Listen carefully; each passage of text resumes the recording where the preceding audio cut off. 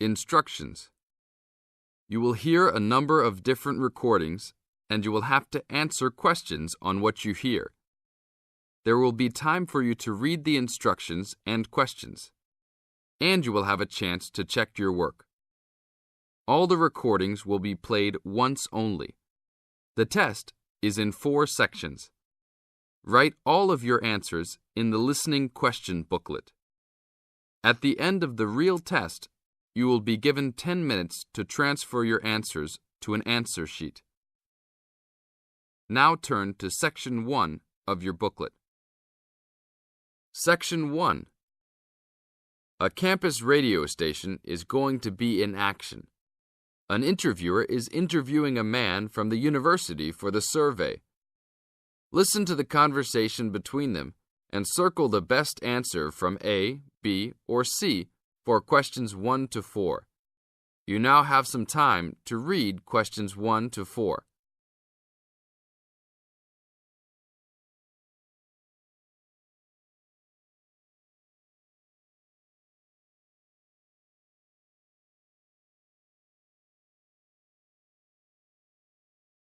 You will see there is an example which has been done for you. On this occasion only, the conversation relating to this will be played first. Excuse me, I'm conducting a campus survey. Would you have time to answer a few questions? What's it all about? We're doing some market research for a new campus radio station starting in the next few months. That's okay. Sounds good. Great. I'll just work through this form with you. And if we could start with some personal background information? Sure. Right. If I could have your age, please. 26. Okay, good. The teacher being interviewed is 26 years old, so B is circled. Now, we shall begin. You should answer the questions as you listen, because you will never hear the recording for the second time. Listen carefully and answer questions 1 to 4. Excuse me, I'm conducting a campus survey. Would you have time to answer a few questions? What's it all about? We're doing some market research for a new campus radio station starting in the next few months. That's okay. Sounds good. Great. I'll just work through this form with you. And if we could start with some personal background information? Sure. Right. If I could have your age, please. 26. Okay, good. And are you a student, teacher, or in another job? Well, I'm a tutor, but I'm also a postgraduate student, so I don't know what you might call me. What do you think? Okay, well, I'm more of a teacher, really. Fine. And would you mind if I asked about your salary, or I could leave it blank? No, that's okay. It's $20,000 a year. Thanks. Right. Now about your current listening habits. What would you say is your main reason for listening to radio? Well, I'm usually busy during the day at work, so I usually only listen to the radio at night. It helps me relax and unwind, even if I'm studying. Good. And how many hours a day on average do you listen to the radio? Well, not a lot really. I'd say just over an hour all told. Now you have some time to read questions 5 to 10.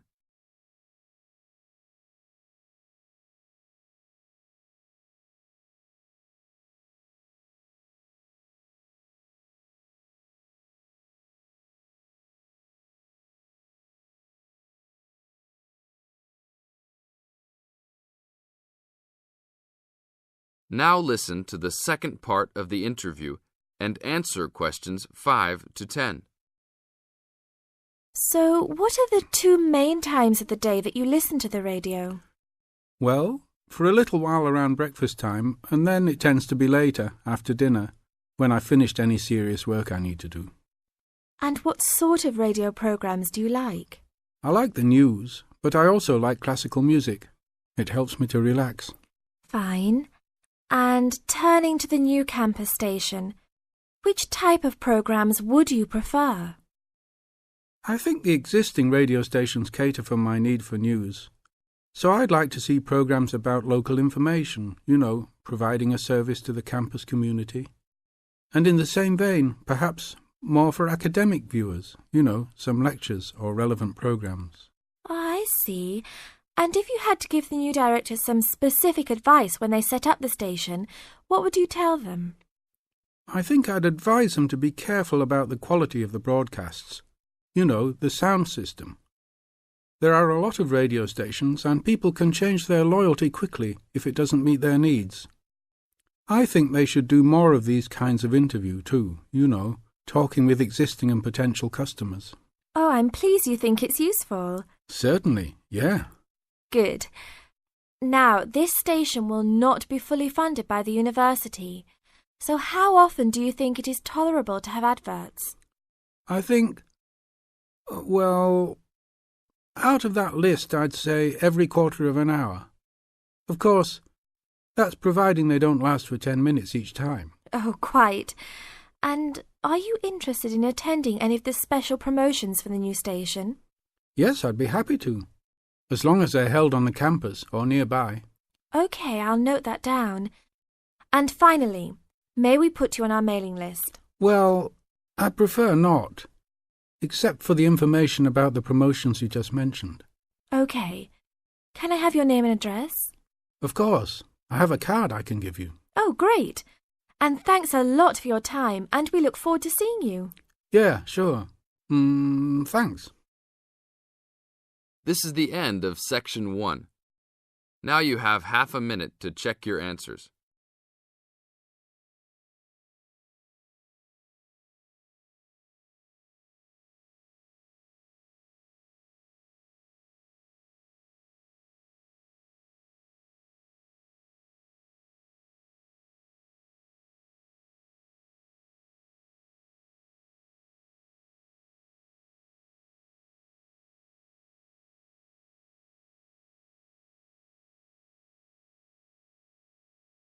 Now turn to Section 2.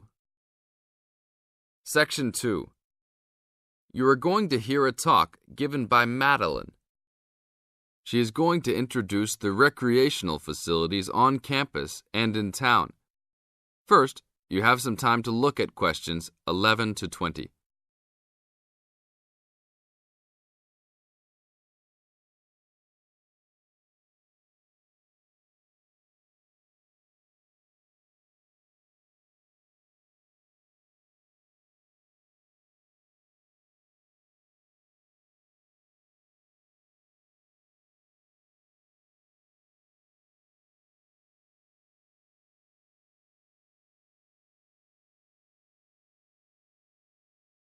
As you listen to the talk, answer questions 11 to 20. Well, good morning, everybody. My name's Madeline Stewart, and I'm here to tell you about the recreational facilities available on campus, and also to tell you something about what the town has to offer. You may already know that your Students' Union membership also includes membership of the Sports Union, which provides a range of sporting and recreational facilities on campus, much the same as those in most British universities. The Sports Union has football, tennis, and cricket teams in local competitions. And really, most sports are catered for in some way on campus, even if they're just social matches. In the building itself, there are fitness classes and a full gym, including weights. The Sports Union can also provide cheap tickets to some major sporting events. And to keep you up to date with everything available, there's a weekly newsletter distributed around the campus. You should check this to find out the names and phone numbers of the contact people for each sport or activity you're interested in. Yes, did you have a question? Yes, apart from what you've just said, does the Sports Union offer individual help in any of its activities, for example, in getting fit and healthy? Yes, we do. The Sports Union has a fitness assessment clinic every Friday, staffed by the resident sports trainer, who can provide advice on the best program for you and refer you to various charts. I'm sure you all realize that for any medical assessment or health problem, you should go to the University Medical Service. The sports trainer can also advise you on a suitable training program using the weights. And now on to Ashbury. For a town of its size, Ashbury has some unusually good leisure and sporting facilities, most of which are near the center of town and easily reached by bus from this campus. There's a new, well, almost new, Olympic-sized swimming pool. That's not quite in the central town area, but it's only a 5-minute walk from the bus stop. Above the pool, there's a high-tech fitness center that any of you more serious fitness lovers would need to check out. Then, in the center of town, there's a sporting complex called the Anderson Center, which contains squash courts and facilities for a number of other indoor sports, such as basketball. And just around the corner from the Anderson Center, in the main street there, is an indoor bowling alley. All of these facilities are listed in the weekly newsletter, so I encourage you all to look through it and... This is the end of Section 2. Now you have half a minute to check your answers.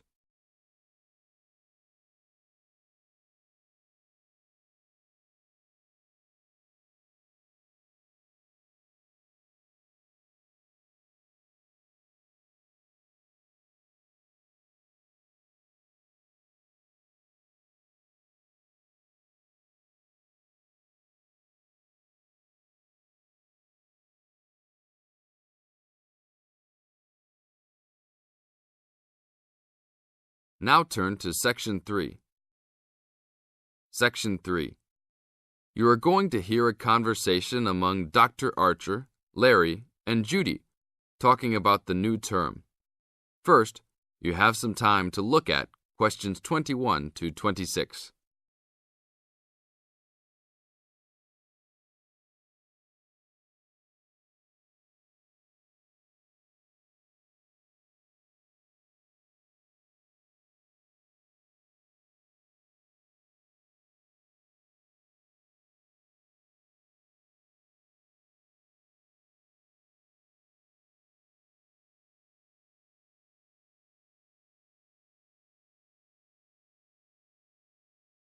Now listen carefully to the first part of the conversation and complete the notes and table below.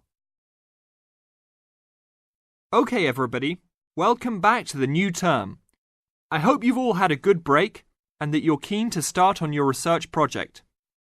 What I'd like to do this morning is to give you a chance to ask questions about the project, requirements, ways of approach, how to get help if you need it. Today is informal. It may be already written on paper, but it's nice to have an opportunity to have it confirmed. So, any questions? Dr. Archer, is there a confirmed due date yet to hand it in? Yes, I can now confirm that it's 16th of July, not 15th, as first advised. Okay? And what about the word limit? Well, there is some flexibility on this, but in general it's 8 to 10,000 words. Ah, I see. And you can choose your topic, anything from years 2 and 3. Yes? I still can't work out what I want to do it on. In that case, you should see your course tutor to agree on your final topic, and you should also be aware that there is special assistance available at the library on library resources if you need help on that. Can I just check on the deadlines for everything? Certainly. Look, let me write it on the board when each stage should be completed. First of all, you've got to work on your basic project outline, and that's due in to your course tutor by 21st of February, which is only 2 weeks away, so you need to get cracking on that. Do we have to include a full reference list by then too? No, your reference list is due on 6th of April, which is 1 week later, so you have time to discuss this with your tutor. And when should we be doing the research? Well, that's over a 1-month period, essentially April to May. And the write-up? Well, you need to do quite a bit of research before you get going on your writing, so that's really May to July, with a due date for handing in on the 16th. Any more questions? Now look at questions 27 to 30.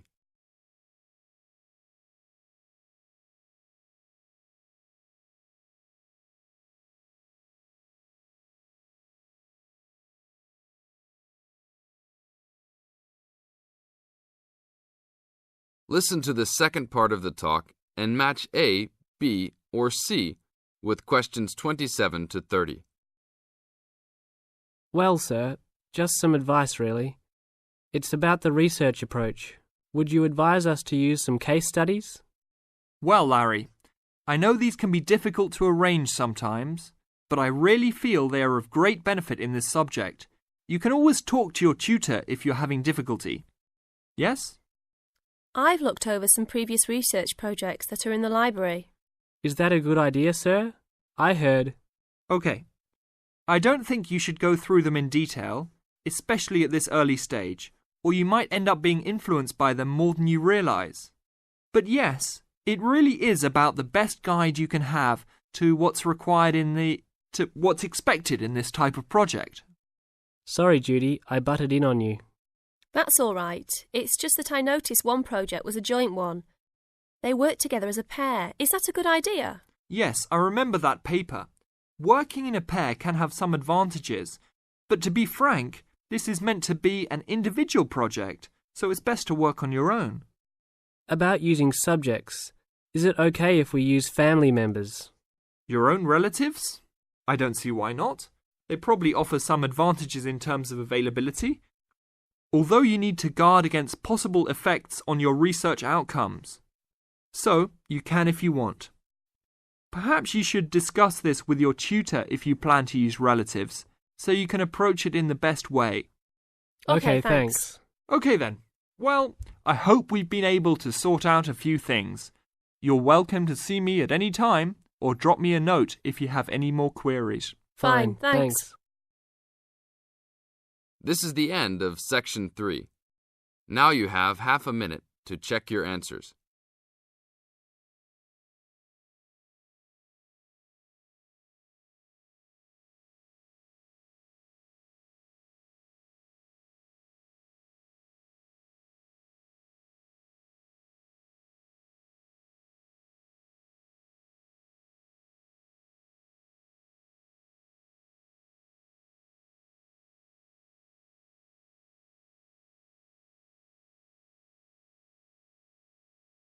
Now turn to Section 4.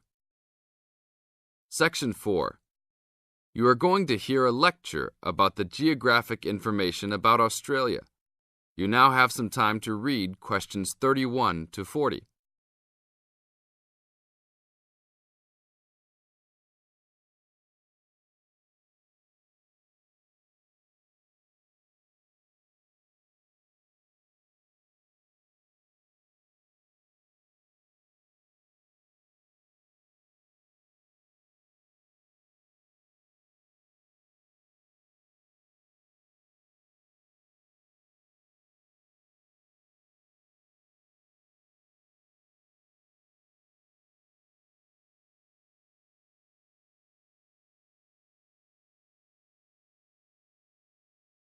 Now listen to the lecture and answer questions 31 to 40 by choosing the best answers from the choices. Good morning, everybody. We'll continue to look at Australia, and today look at one of its greatest natural challenges, water for the agricultural sector. As the only nation to occupy an entire continent, Australia has a unique environment, with much of it very flat and dry. One notable feature of the Australian continent is that it is the lowest of the continents. The average elevation is less than 300 metres, compared with the world's mean of 700 metres, and its highest mountain is only 2,228 metres, so it is overall a very flat country. It is also dry. In fact, Australia is the driest, after Antarctica, of the continents. Yet Australia has extremes of climate and topography. There are rainforests and vast plains in the north, snowfields in the southeast, deserts in the centre, and fertile croplands in the east, south, and southwest. And Australia contains some of the wettest areas on Earth. In western Tasmania and on the northern Queensland coast. But half of the continent has an annual rainfall of less than 300 millimetres each year, and only 20% has more than 600 millimetres each year. A major problem is that the limited water resources do not match up with where water is consumed. The major water resources are in northern Australia and Tasmania, whereas most of the agriculture and people are in southeastern mainland Australia. The agricultural sector is the largest consumer of both self-extracted and main-supplied water, using over 70% of total net water consumption. Electricity and gas supply, and water, sewerage and drainage services use notable amounts of self-extracted water.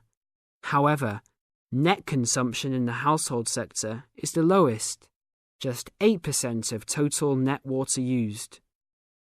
Australia's water use increased by 25% over the decade between the mid-1980s and mid-1990s. Much of this increase was due to irrigated agriculture, which, as noted earlier, accounts for over 70% of national water demand. Since the mid-1990s, the growth and profitability of irrigated agriculture has outstripped the dryland agriculture sector. Irrigated commodities contributed almost a third of total farm exports in the mid-1990s. The results of a special government report in 2000 showed that if today's water use arrangements continue, the water needs of the rural industries will outstrip water availability by about 2020. Irrigated agriculture, Australia's major water-using sector, would be seriously affected by the shortfall. And although groundwater underlies large areas of Australia, it accounts for only 4% of water use. So, clearly, apart from water for households, which mainly comes from dams or rivers, it is the rural sector where efforts towards water conservation are particularly directed. In this sector, the largest consumers of water are the meat and wool industries. One of the major problems in considering sustainable agriculture is the large amounts of irrigated water used to produce these products.